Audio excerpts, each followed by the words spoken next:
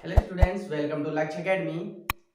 आज हम स्टार्ट करने वाले हैं थ्री फेज इंडक्शन मोटर या फिर हम जैसे बोलते हैं rotating AC machine. Polytechnic diploma electrical engineering का फोर्थ सेमेस्टर का ये सब्जेक्ट है जिसे हम बोलते हैं RAC मशीन, मतलब rotating AC machine. Rotating AC machine क्या होता है? वह मशीन जो रोटेट होती है, क्या होती है? रोटेट होती है और एसी सप्लाई पर वर्क करती है, उसे हम कहते हैं रोटेटिंग एसी मशीन। तो क्या होता है three phase induction motor? What is three phase induction motor? Induction motor की अवधारणा को समझ लेते हैं हम, क्या होती है अवधारणा इसकी। तो इलेक्ट्रिकल जो इंजीनियरिंग में हम मोटर्स का यूज करते हैं, एसी मोटर्स का यूज करते हैं। मेनली कोई सी भी मोटर हो, एसी मोटर हो या डीसी मोटर, वो क्या काम करती है?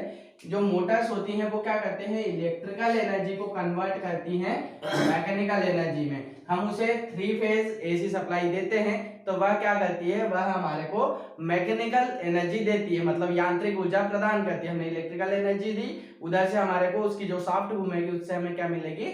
मैकेनिकल एनर्जी मिलेगी। अब ये वर्क कैसे करती है, इसमें पार्ट्स कौन कौन से होते हैं उसके बारे में आगे हम समझेंगे। तो पार्ट्स में इसमें मेनली दो पार्ट्स होते हैं, एक होता है स्टेटर और दूसरा होता है रोटर। स्टेटर का कार्य क्या होता है? स्टेटर में हम थ्री फेज वाइंडिंग स्थापित करते हैं। देखिए इसका डायग्राम आगे दिखाएंगे हम आपको कि जो स्टेटर होता है उसमें थ्री फेज वाइंडिंग स्थापित की जाती है। कौन सी वाइंडिंग की जाती है? थ्री फेज वाइंडिंग, ठीक है। थ्री फेज वाइंडिंग स्थापित की जाती है और जो वाइंडिंग को स्थापित करने का फेज कौन है, फेज एंगल है, वो होता है 120 डिग्री। आपसे बार में या फिर प्रैक्टिकल में, इंटरव्यूज में क्वेश्चन ये पूछे जाते हैं कि जो थ्री फेज इंडक्शन मोटर होती है उनके जो वाइंडिंग होती है उनका फेज कोण का मान कितना होता है, तो आपको बताना रहेगा 120 डिग्री का उसमें फेज कोण का मान रहता है, ठीक है। तीनों फेजों के बीच का जो मान होगा वो कितना होगा? 120 डिग्री पर तीन फेज वाइंडिंग हम स्थापित करेंगे। ये हो गई हमारी स्टेटर की बात। स्टेटर के बाद आता है हमारा मेन जो भाग होता है उसे हम बोलते हैं रोटर। रोटर क्या होता है? रोटर अब दो टाइप के होते हैं, बाउंड रोटर होता है और एक स्क्वायरल केज रोटर होता है। तो उनकी भी संरचना हम आगे पढ़ेंगे।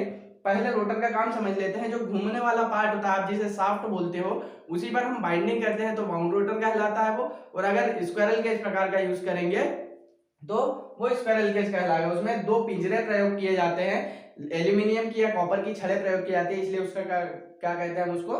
गिलहरी पिंजरा प्रारूपी प्रेरण रोटर या फिर स्क्वायरल केज रोटर बोलते हैं। रोटर का काम होता है क्या करना?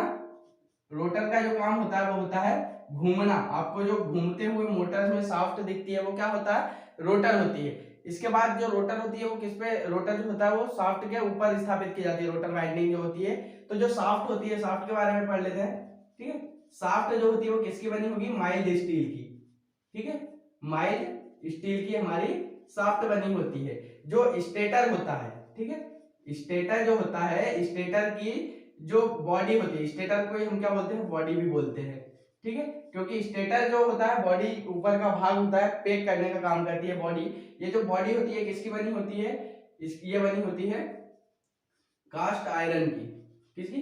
कास्ट आयरन की या कास्ट स्टील की बनी होगी, ठीक है। ये कास्ट आयरन की छोटी मशीनों में बनी होगी, ठीक है, छोटी मशीन में। वो जो कास्ट स्टील की बॉडी बनी होगी वो किस में बनी होगी? बड़ी मशीनों में इस कास्ट स्टील की बॉडी बनी हुई होगी। ये हो गई स्टेटर की बॉडी की बात हमारी, ठीक है। बॉडी, वो जो स्टेटर में कोर होती है जिस पर हम बाइंडिंग स्थापित करते हैं, तो जो कोर होती है वो किसकी?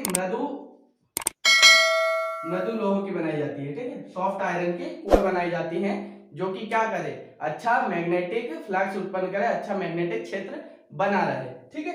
इसके बाद रोटर के बारे में पढ़ लिया हमने। दो भाग होते हैं स्टेटर। ये जो थ्री फेज इंडक्शन मोटर होती है इनको थ्री फेज सप्लाई से चलाते हैं, ठीक है। इसमें जो होता है इसकी एनर्जी जो होती है किस फॉर्म में मिलेगी हमारे को? मैकेनिकल एनर्जी के फॉर्म में। याद रहे, एसी मोटर होगी एसी सप्लाई पे चलेंगी और डीसी मोटर होगी तो वह डीसी सप्लाई पर। इस मोटर की जो वाइंडिंग होती है हम कैसे करते हैं, मतलब कनेक्शन जो होते हैं वो दो टाइप से करते हैं। तो पहला जो टाइप होता है कनेक्शन कैसे करेंगे? या तो स्टार संयोजन में, ठीक है, स्टार कनेक्शन बोलते हैं हम जिसको। और जो दूसरा होता है हमारा उसे हम बोलते हैं डेल्टा कनेक्शन, ठीक है। क्या बोलते हैं? Delta connection. स्टार कनेक्शन और डेल्टा कनेक्शन कैसे करते हैं? सिंबल कैसे बनेगा? तो स्टार कनेक्शन का सिंबल जो होता है इस टाइप से बनता है, ठीक है। जो तीनों फेज होते हैं हमारे, तीनों फेज वाइंडिंग होती है, उनके एक टर्मिनल को हम एक जगह मिला देते हैं और जो लास्ट के तीन टर्मिनल होंगे इस तरह से ये बटे हुए होते हैं, ठीक है। ये 3 फेज वाइंडिंग इस तरह से बनी होती है, और ये जो बीच वाला पॉइंट होता है जहां पर मिलते हैं उसे हम बोलते हैं न्यूट्रल पॉइंट। ठीक है, ये हम इसके बारे में स्टार डेल्टा कनेक्शन के बारे में आगे पढ़ेंगे और डिटेल में। इसका सेपरेट एक वीडियो बना हुआ है, स्टार कनेक्शन डेल्टा कनेक्शन, उसकी प्रॉपर्टीज क्या होती हैं वो भी आप जाकर वीडियोस में प्लेलिस्ट में देख लीजिएगा। ये हो गया। हम अभी बात करते हैं मेन इसमें कि सिंबल कैसे बनेगा। तो इसका सिंबल इस टाइप से बनता है, और डेल्टा कनेक्शन का सिंबल कैसे बनता है, तो डेल्टा कनेक्शन का सिंबल ऐसे त्रिभुज के जैसा बनता है। यदि आपसे पूछा जाए कि डेल्टा कनेक्शन का सिंबल कैसे बनता है, प्रतीक चिन्ह कैसे बनता है, तो आप ये वाला सिंबल वहां पर बनाएंगे। ठीक है, ये होगा स्टार कनेक्शन और डेल्टा कनेक्शन। अब जो मोटर्स होती है हमारे को, हम मोटर को 3 फेज इंडक्शन मोटर को डायरेक्ट सप्लाई नहीं दे सकते। ठीक है, ऐसा नहीं है कि सप्लाई आई है और हमने डायरेक्ट तीनों फेज वायर जोड़ दिए हैं आर वाई बी करके।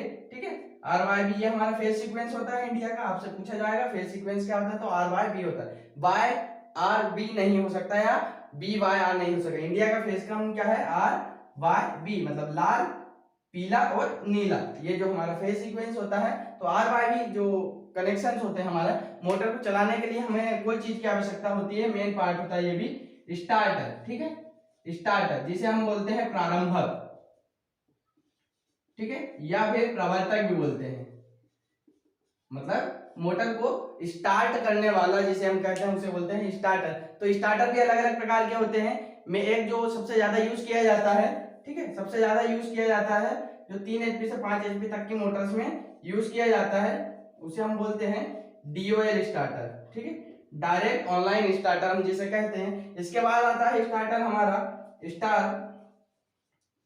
Star delta starter. ठीक है, star delta starter, automatic semi automatic star delta starter, automatic star delta starter, अलग अलग टाइप के स्टार्टर्स आते हैं जो कि हमारे को अलग अलग प्रकार की मोटर को स्टार्ट करने के लिए यूज किए जाते हैं।